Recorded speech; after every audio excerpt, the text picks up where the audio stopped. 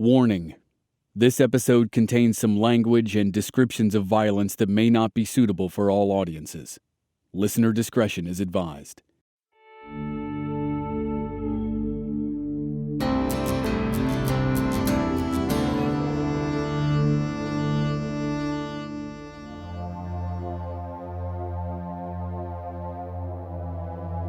On the morning of May 15th, 1895, the body of a man was found floating face down in a creek.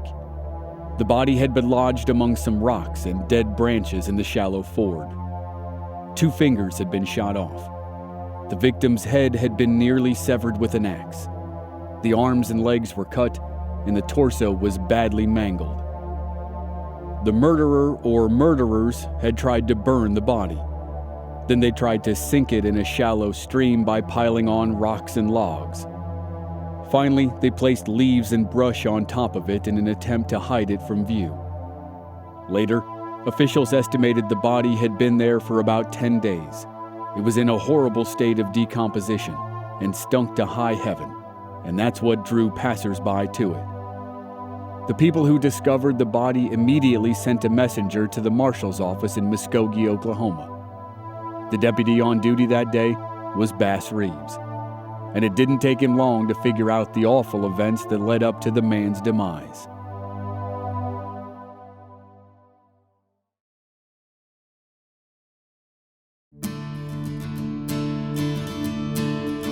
From Black Barrel Media, this is Legends of the Old West. I'm your host, Chris Wimmer, and this is a 4-part series of some of the highlights of the career of one of the most respected lawmen in American history, Bass Reeves. This is episode 4. Honor Until Death.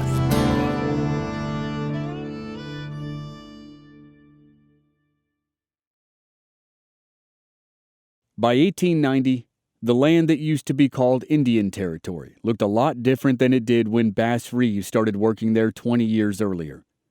The region was open for white settlement, and soon a big chunk of it was called Oklahoma Territory. Settlers rushed onto lands that were formerly for Native Americans. There were many changes in jurisdictions as people poured into the territory, and more courts were added. By 1895, there were 4 new federal courts to oversee the area that had once been worked by the Western District alone. Alcohol was still illegal in Indian Territory, but not Oklahoma Territory, so saloon towns sprang up almost overnight in Oklahoma. With the saloons came rampant fighting, gambling, and prostitution, and sometimes murder, as in the case of the body floating in the creek. It was May of 1895, and Bass Reeves had been in the marshal's office in Muskogee, Oklahoma. He was assigned to solve the mystery of the body in the creek, and he decided the best way to start the investigation was to head to the saloons. He needed to identify the dead man first, then he might be able to figure out who killed him. Reeves learned that the dead man was the uncle of a guy named George Wilson. Wilson and his uncle had gotten very drunk in the Red Dog Saloon in Keokuk Falls. Witnesses saw them stumble back to camp together. Later that night, other witnesses heard 2 gunshots. It didn't take long for Reeves to catch up to Wilson. Wilson denied that he'd murdered his uncle, but Reeves saw that Wilson had dried blood all over his pants. Wilson said it was rabbit's blood, but the deputy knew better. He searched Wilson's wagon and found a blood-stained axe. Reeves was a stickler for evidence. He located the men's former campsite and found 2 campfires. Reeves was suspicious of the second fire pit. If there were only 2 men in camp, a second fire pit was unusual.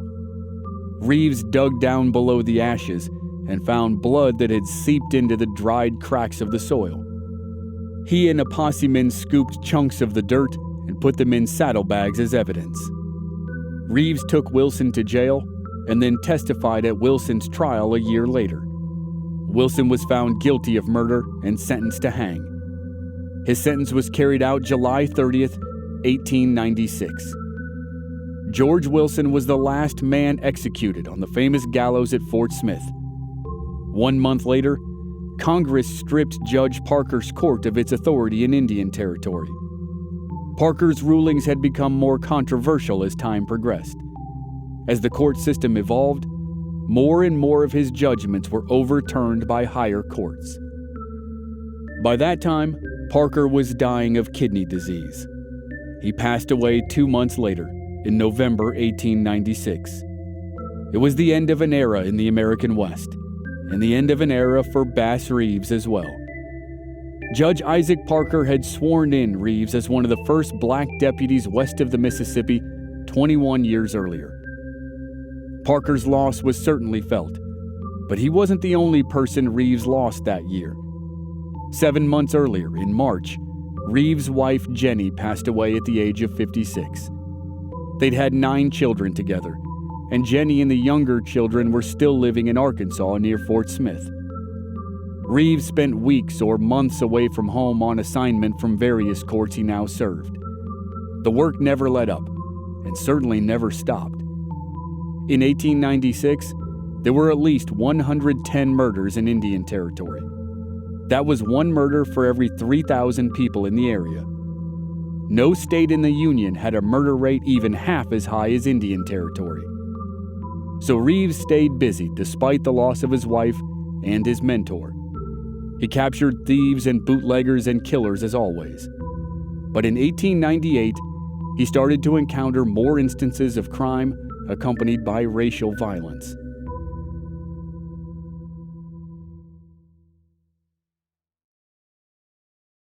In December 1897, near Maud, Oklahoma, a young man left his wife in charge of their farm while he traveled to market. While he was away, someone stole money and a saddle from his wife and then bludgeoned her to death while their small children watched. The killers were allegedly 2 Native Americans. 2 weeks later, in January 1898, a vigilante mob of about 30 men grabbed 2 Seminole boys. They tortured the boys for days. Not surprisingly, the boys eventually confessed to the murder, even though the victims' children said they didn't recognize the boys. Still, the mob chained the young men to a tree and burned them alive. The brutal murders shocked even the most hardened people in Indian Territory. In response, the Seminole rose up in a fury. They burned down nearly the entire town of Maud and killed 25 white residents. Reeves was based in Muskogee, 80 miles away. His role in quelling the violence isn't documented except to say that nearly every available marshal in the Northern District was sent to investigate while they waited for reinforcement by federal troops. Members of the mob that killed the 2 boys were never identified, and no one was arrested. Nor was anyone arrested for the murder of the farmer's wife. The government offered a reward for information leading to the arrest of the person or persons who killed the farmer's wife, but the vigilantes were never caught. 2 months later, Reeves was called to investigate another horrific crime. This one was a double homicide and a self-defense killing. A couple named Ed and Mary Chalmers settled about 10 miles north of Muskogee. Ed was black and Mary was white, and they had just relocated from southern Iowa, where they were run out of town because they were a mixed-race couple. They mostly kept to themselves. On a Saturday night during a rainstorm, several white neighbors formed a mob and headed to the Chalmers home. They didn't want a mixed-race couple living near them either. They put on masks and broke into the home. At least one person in the mob shot Mary and Ed while they lay in their bed. Mary died instantly, but Ed managed to fire a few shots at the invaders. He killed one of them, but the mob forced a rope around his neck and dragged him on the floor while shooting him in the back 4 more times. In spite of his injuries, Ed managed to survive until about 9 o'clock the next morning. Before he succumbed to his wounds, some of Ed's friendlier neighbors visited his bedside. Ed told them the names of the invaders. Shortly thereafter, a body was discovered next to some railroad tracks near the Chalmers home. It was the body of the man Ed Chalmers had killed, though that fact might not have been understood right away. Bass Reeves was dispatched to the scene. As usual, his gentle way of speaking with people earned him their trust, and he learned some solid clues. He collected the names of people he was sure were involved with the murders of Ed and Mary Chalmers. The next morning, Reeves arrested 5 men, though he suspected more were involved. One of the suspects was a rich man who owned 2 cotton gins. Reeves sneaked up on him in his cotton fields to make the arrest. For a black man to apprehend a white man on his own property was so remarkable that several newspapers made it the focal point of their stories. And Reeves was able to solve the riddle of the dead man by the railroad tracks. Apparently, after the man had been shot by Ed during the home invasion, the other members of the mob dragged the body away and placed it by the tracks. They hoped it would look like a lone gunman broke into the house, killed Ed and Mary, was shot in the process, and then staggered outside. Case closed, no loose ends. The ruse didn't work, but it also didn't matter. The 5 men whom Reeves arrested were arraigned before a grand jury, but no one went to prison for killing Ed and Mary Chalmers.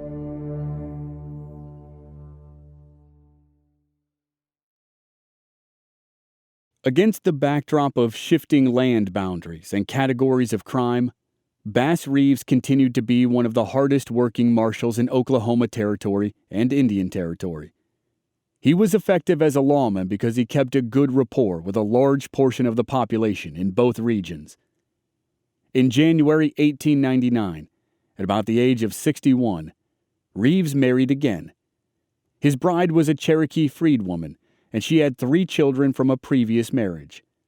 The new couple and 3 of his sons moved into a house in Muskogee. His new marriage did not hamper his lawman duties in the slightest. Reeves' work was slightly more urban in nature than it used to be. He still arrested horse thieves, but more and more he was arresting livestock thieves closer to home. He chased people for crimes like stealing from a store or a house. Instead of hounding violent thugs for hundreds of miles, the marshal chased adulterers from one side of the town to another.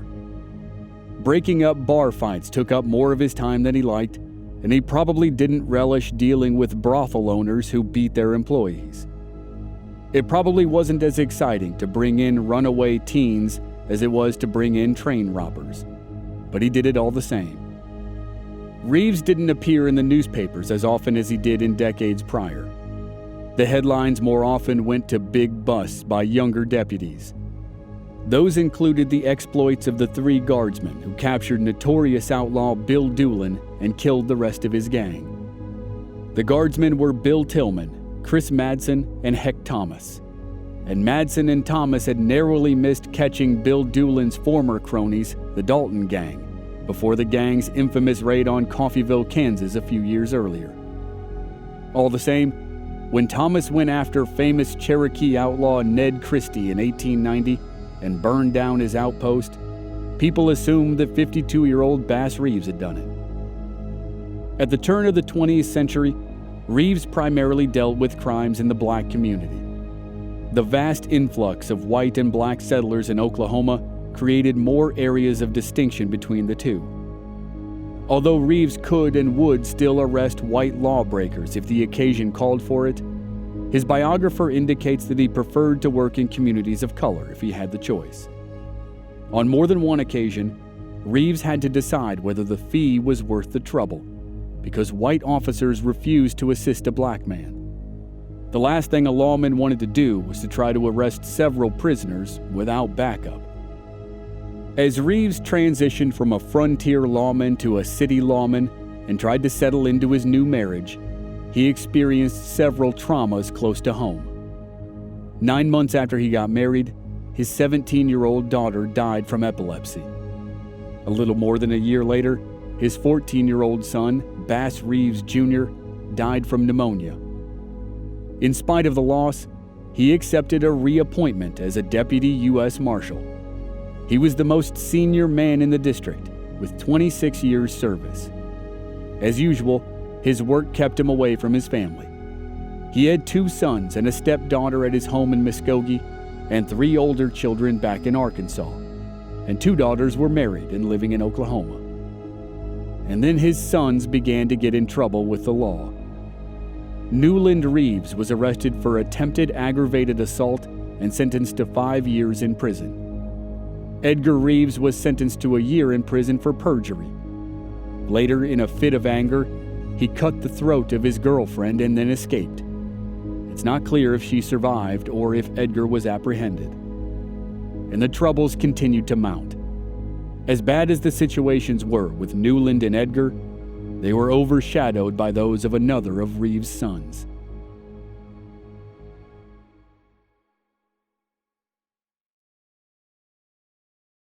In 1902, Reeves and his deep-seated belief in the law were tested by his son Ben. 2 years earlier, Ben had moved out of Reeves' house in Muskogee and married a beautiful woman. They made their home in Muskogee also. At first, they were happy. But Ben's work took him on the road quite a bit, and apparently his wife got lonely. Ben realized something was wrong. His wife drifted further away each day. As the story goes, he worked harder in the hope he could buy her nice things to keep her interested in their union. But the extra work compounded the problem. In order to earn more money, Ben needed to travel and be away from home even more. One day, Ben returned home unexpectedly and walked in on his wife with another man. Ben was hurt and mad, but he and his wife talked things over and decided to reconcile. Ben forgave her, thinking he was directly responsible because he was away from home so much. He found a new job closer to home, and things seemed to improve. His wife seemed happier, and he looked forward to better times ahead. Ben and his father were close. One day, over a glass of 40-rod whiskey, Ben told Reeves about the trouble between he and his wife. He asked Reeves what he would have done if he had walked in on his wife with another man. Reeves' answer could be taken as gospel or just bravado. Either way, it was short and direct. He said, "I'd have shot the hell out of the man and whipped the living God out of her." The response left a lasting impression on Ben. A short time after their drinks together, Ben came home from work and again found his wife with another man. He beat the hell out of the man and shot his wife in the head. Then he tried to take his own life, but he wasn't successful and only gave himself a scalp wound instead. Realizing what he'd done, Ben ran into the wilds of Indian Territory. The U.S. Marshal issued a warrant for his arrest, but with a bit of a heavy heart. Ben had to be caught, of course, but the Marshal in the Northern District Court hated the notion of going after the son of Bass Reeves. For 2 days, the warrant lay on the Marshal's desk, with all the deputies fearing they would be the one chosen to serve it. Reeves eventually resolved the problem himself. He was visibly shaken by the ordeal. He certainly remembered the advice he'd given to Ben, and he felt somewhat responsible for the outcome. But he set it aside. He went to the Marshal and demanded the warrant. He told his boss that it was his son and it was his responsibility. Reluctantly, the Marshal agreed. 2 weeks later, Reeves found his son and brought him in. Ben was convicted, sentenced to prison, and quickly transferred to the federal prison at Leavenworth, Kansas. Whatever discussion Reeves had with his son about the situation weren't recorded, but historians have made an educated guess based on Reeves' convictions about the law and his personal conduct. He likely told Ben to ask God for forgiveness and to follow every rule in prison. If that was the advice, it seemed like Ben followed it. Ben became a model prisoner and was released after nearly 12 years. During that time, he learned how to be a barber and spent the rest of his life as an exemplary citizen. But the hits kept on coming for Bass Reeves. Not long after Ben went to prison, Reeves endured another heartache. His son Homer died of fever at 21 years old. But as always, Reeves continued working despite the hardships that were thrown his way. As Oklahoma inched toward statehood, some of the laws and customs began to change, but many of the experiences stayed the same.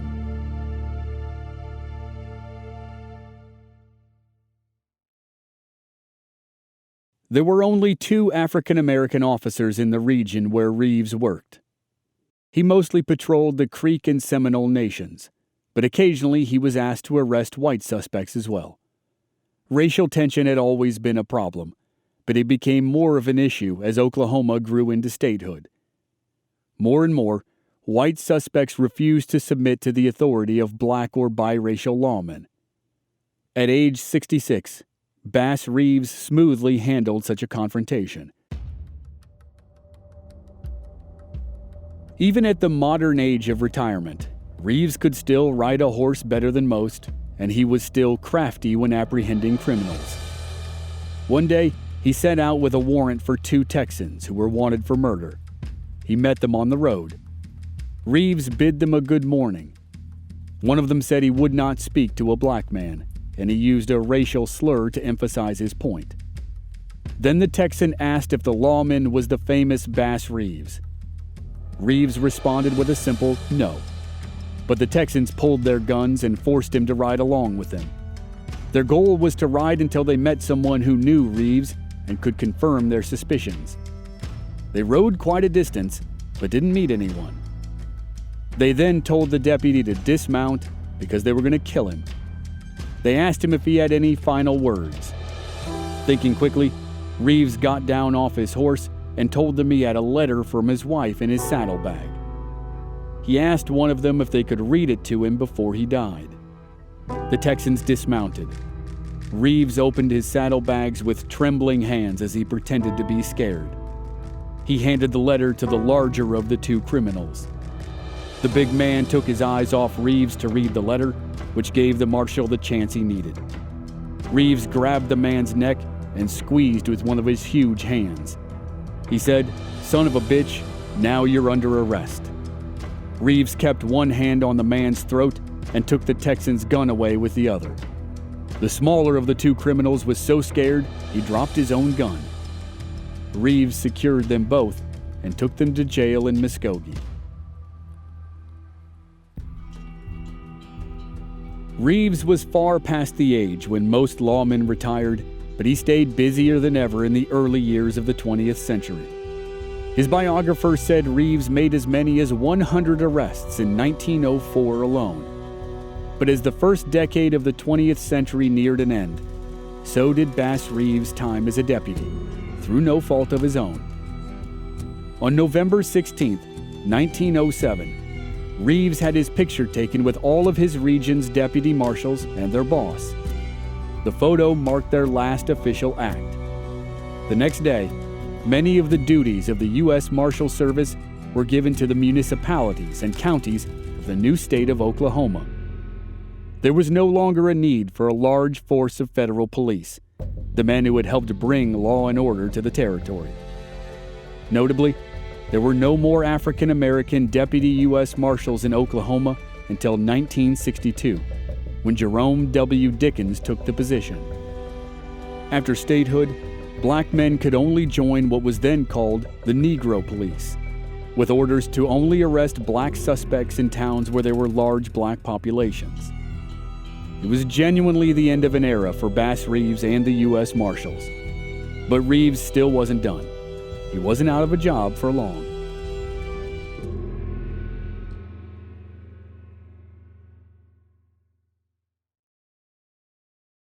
In the beginning of 1908, he was invited to join the Muskogee police force.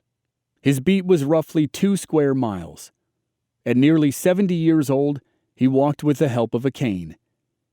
The marshal was slowing down, though he hated to stay at home unless he absolutely had to. He was on the city police force for 2 years, and he was proud of his record. It's probably an exaggeration, but it was reported that not even one crime was committed on his blocks. Reeves was more careful in his later years on the city streets.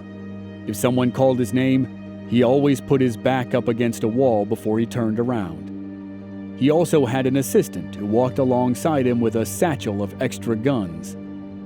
In spite of his age, Reeves could still draw a pistol faster than anybody, and he could spot a fake $10 bill better than anyone. Banks and stores often called him to take a look. But by 1909, Reeves' body was really showing the pounding it had taken during more than 30 years of service, and a hard life long before that.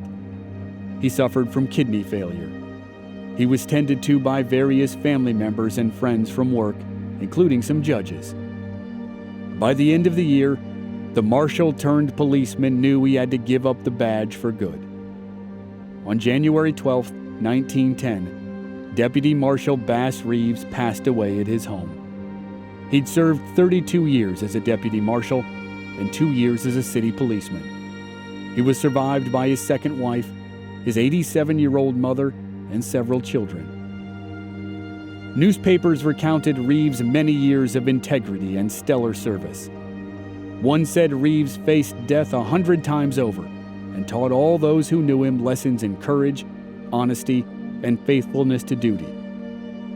Reeves' biographer said the lawman's legend ranks right along those of Daniel Boone, Davy Crockett, Buffalo Bill Cody, Geronimo, and all the others. And while there's no accurate evidence to tie the two together, some historians suggest that Reeves may have been the inspiration for the fictional masked crime fighter, the Lone Ranger. Reeves' stoicism prevents us from understanding how his personal losses affected him. But what is well documented is that he committed his life to making Indian Territory a safer place. He became one of the most feared lawmen in the region, without being abusive or overbearing. He wasn't the only African-American peace officer in the territories, but he was far and away the most well-known.